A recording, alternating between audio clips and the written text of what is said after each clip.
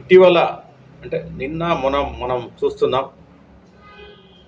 ఈ పైరసీ గురించి మరి దాదాపు తెలంగాణ పోలీసులు, ముఖ్యంగా హైదరాబాద్ పోలీసు 4 నెలలు దీనిపైన బాగా కసరత్తు చేసింది. ఏ విధంగా పైరసీ అవుతున్నాయి, ఈ పైరసీ చేస్తున్న వ్యక్తులు ఎవరు అని చెప్పేసి దాదాపు 4 నెలలకు పైగా చాలా కష్టపడి వాళ్ళని పట్టుకోవడం జరిగింది. దానిలో కూడా ఈ పైరసీ ఎవరైతే చేస్తున్నారో వాళ్ళు ఒక ముఠాను పట్టుకోవడం జరిగింది. దానిలో నిజంగా అంటే 22 ఏళ్ళ అంటే కుర్రాళ్ళు, అంటే చిన్న వయస్సు కలిగిన వాళ్ళు టెక్నాలజీ మీద బాగా పట్టు సంపాదించి ఈ పైరసీ చేస్తారన్న అంశాన్ని వాళ్ళు తెలుసుకున్నారు.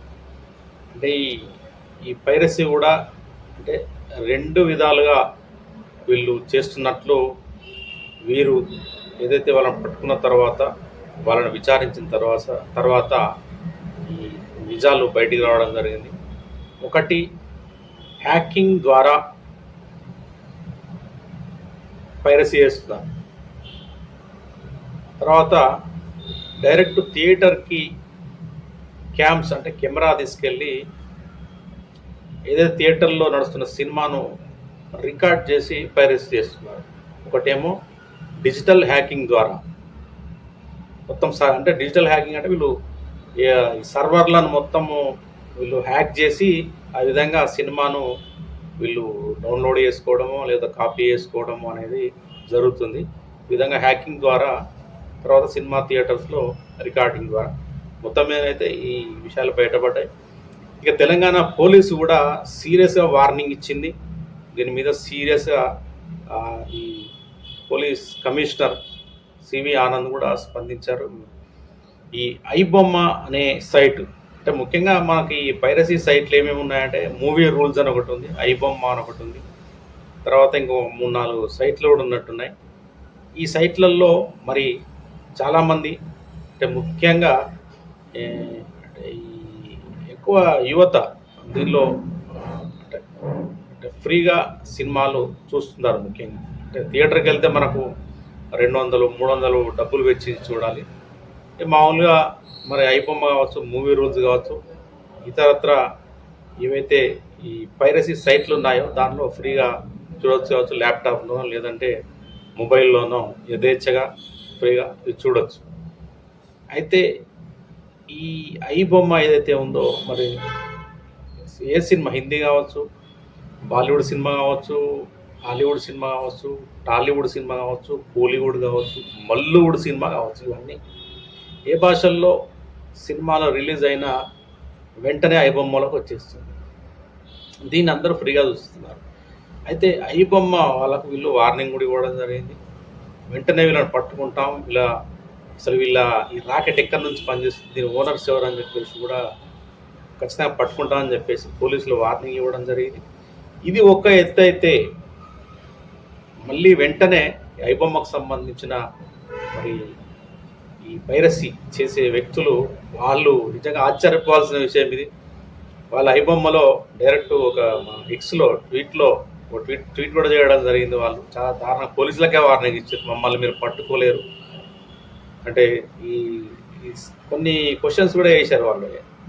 అంటే మన టాలీవుడ్లో హీరోయిన్స్ ఎక్కువ రెమ్యూనరేషన్ తీసుకుంటున్నారని చెప్పి, విదేశాల్లో షూటింగ్లు చేస్తున్నారని చెప్పేసి, ఇక్కడ పనిచేసే సినీ కార్మికులకు ఉపాధి పోతుందని చెప్పేసి వీళ్ళు రెమ్యూనరేషన్ పెంచేసి తర్వాత టికెట్ రేట్లను పెంచేసి సాధారణ మధ్యతరగతి ప్రేక్షకులకు భారం అవుతున్నారని చెప్పేసి, అందుకనే పేదల కోసమే ఈ ఐబొమ్మ అనేది ఏర్పడ్డదని చెప్పేసి, అంటే ఈ సిగరెట్ అని చెప్పేసి కూడా వాళ్ళు అంటే ప్రోత్సహించుకుంటున్నారు, వాళ్ళని వాళ్ళు సమర్థించుకుంటున్నారు. మమ్మల్ని ఎవ్వరు ఏం పీకలేరు, అసలు మేము దొరకము అని చెప్పేసి కూడా వాళ్ళు చెప్పడమే కాకుండా పోలీసులకే వార్నింగ్ ఇచ్చారు. మీరు మాతో పెట్టుకుంటే మొత్తం మా దగ్గర 5 కోట్ల డేటా ఉన్నది, ఫోన్ నెంబర్స్ అన్ని బయట పెడతాం, అందరు బండారం బయట పెడతాం అని చెప్పేసి కూడా వాళ్ళు చెప్పడం జరిగింది. అయితే ఇది ఒక అంశం. అయితే తాజాగా మరొక అంశము వెలుగులోకి వస్తుంది. అంటే థియేటర్స్లో ఈ సినిమాలు పైరసీ కాకుండా ఏం చేస్తే బాగుంటుందని చెప్పేసి మరి పోలీసు వర్గము, ఇంటెలిజెన్స్ మొత్తం వీళ్ళంతా కలిపి మరి ఒక నిర్ణయానికి వచ్చినట్టయితే తెలిసింది. అది మరి అధికారికంగానైతే ప్రకటించలేదు. అయితే దానిపైన ఆ విషయం ఏంటంటే, అంటే ఒకవేళ దాని మీద ఏదైనా జీవో తీసుకొస్తే మాత్రము మరి దాన్ని ఎలా అమలు చేస్తారు ఏంటనేది అయితే తెలియదు. మొత్తం మీద అయితే అంటే ప్రతి ఒక్కరి జీవితంలో మొబైల్ అనేది భాగస్వామ్యం అయిపోయింది, భాగం అయిపోయింది. ఖచ్చితంగా ఇంట్లోంచి బయటకు వెళ్తామంటే ఈ జేబులోనో, లేకపోతే మన జేబు ప్యాకెట్లోనో, లేకపోతే బ్యాగ్లోనో, స్టూడెంట్ దగ్గర నుంచి మొదలు పెడితే ఎంప్లాయీ వరకు ప్రతి 5:30 అంటే 5 ఫోన్లు ఉండాల్సిందే ఖచ్చితంగా. ఈ ఆండ్రాయిడ్ ఫోన్లు వచ్చేసినాయి. ఇప్పుడు ఏదైనా సమాచారాన్ని వెంటనే తెలుసుకోవాలన్నప్పుడు మొబైల్ అనేది ఖచ్చితంగా అవసరం.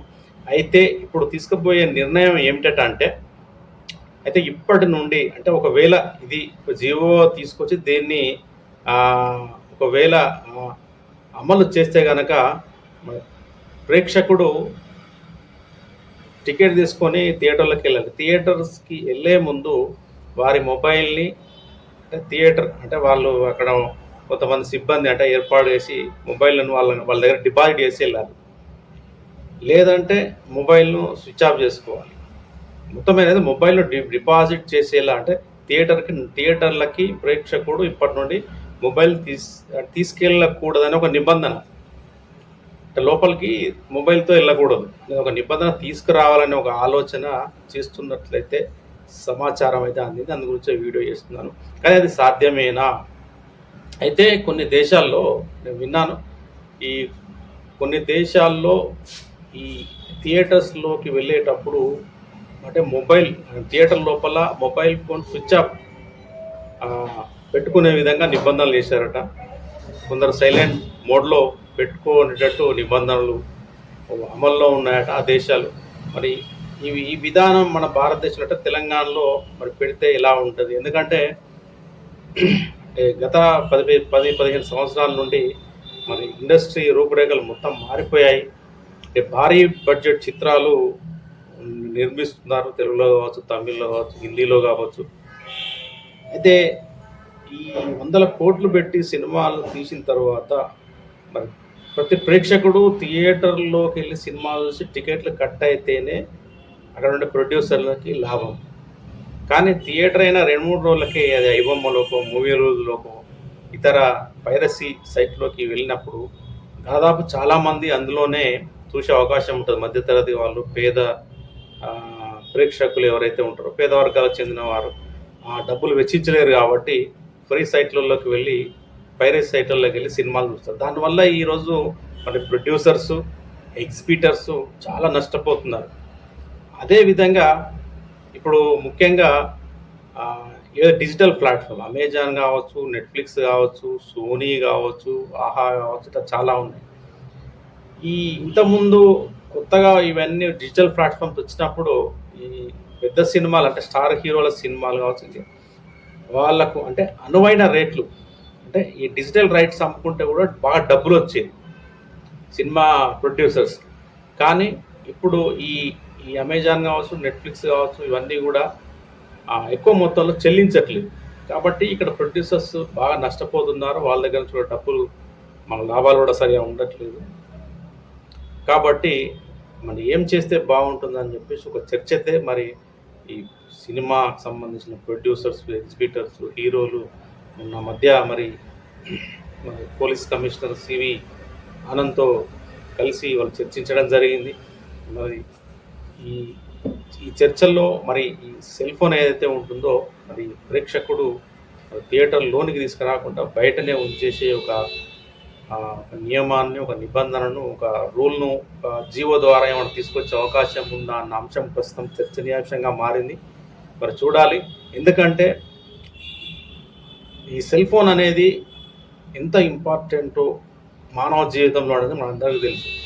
ఎందుకంటే మన దగ్గర సెల్ ఫోన్ ఉంటేనే కదా మన ఇంట్లో వాళ్ళకి ఏం జరిగింది, మనతో ఏం అవసరం ఉంది, లేదంటే ఏదైనా ఇతర సమాచారాన్ని మనకు అందించాలన్నప్పుడు ఖచ్చితంగా మన దగ్గర సెల్ ఫోన్ ఉండాలి.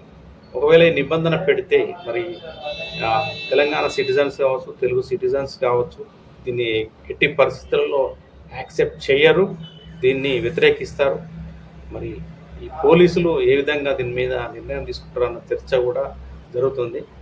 ఇక నా అభిప్రాయం అదేవిధంగా అంటే మెజారిటీ ఒపీనియన్ ఏంటంటే ముఖ్యంగా పైరస్ సైట్లు ఏవైతే ఉన్నాయో వారు ఎక్కడి నుండి వాళ్ళు ఆపరేషన్ చేస్తున్నారు, వాళ్ళు ఏ విధంగా పైరసీ చేయడానికి ఎలాంటి టూల్స్ని వాడుకుంటారు, ఎలాంటి టెక్నాలజీని వాడుకుంటున్నారు, ఇలాంటి వ్యక్తులను పట్టుకోవడానికి ప్రయత్నించి వాళ్ళను సమూలంగా లేకుండా చేయడమే బెటర్. అంతేకాకుండా అది పక్కన పెట్టి మరి ఈ విధంగా సిటిజన్స్ను ఇబ్బంది పెట్టే విధంగా వారి రోజువారీ ఏదైతే జీవన శైలి ఏదైతే ఉంటుందో దాన్ని భగ్నం చేసే విధంగా మరి సెల్ ఫోన్ని థియేటర్లోకి తీసుకురాకుండా మరి చట్టాలు కావచ్చు, నియమ నిబంధనలు కావచ్చు చేయడం అయితే ఇది కరెక్ట్ కాదని చెప్పేసి అయితే చాలామంది వారి యొక్క అభిప్రాయాన్ని వ్యక్తం చేస్తున్నారు.